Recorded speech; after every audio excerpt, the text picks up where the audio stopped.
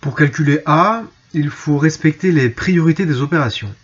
Pour respecter les priorités des opérations, il faut impérativement calculer ce qu'il y a dans les parenthèses pour pouvoir commencer le calcul. Dans ces parenthèses, il y a cette fraction, 9 onzièmes, qui n'est pas au même dénominateur que 4 sur 55. Donc du coup, je vais transformer 9 onzièmes pour quel est le dénominateur 55. Je vais multiplier par 5 numérateur et dénominateur. Je recopie tout le reste. Je me retrouve avec ici la même fraction, 45 sur 55.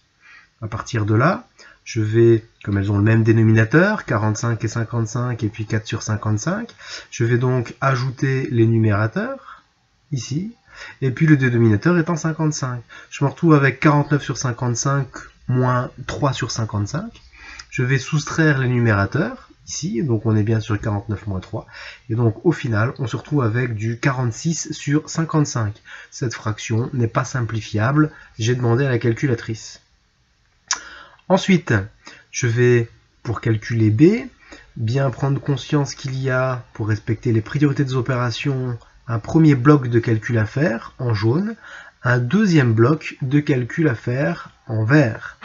Pour le bloc en jaune, les fractions ne sont pas au même dénominateur, donc je vais multiplier par 3 la première, donc numérateur et dénominateur, pour avoir, alors non, pas en jaune, et donc là je vais le prendre en jaune, voilà, pour avoir en jaune ici, eh bien donc les deux fractions qui sont au même dénominateur, et maintenant en vert, ici, cette parenthèse, les deux fractions qui ont aussi le même dénominateur, parce que j'ai transformé 1 sur 5 en 3 sur 15.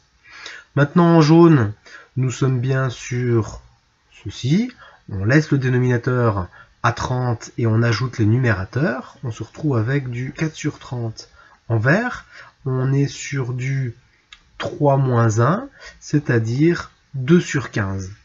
Alors, à cette étape-là, je me retrouve avec deux fractions à soustraire. Ces deux fractions ne sont pas au même dénominateur.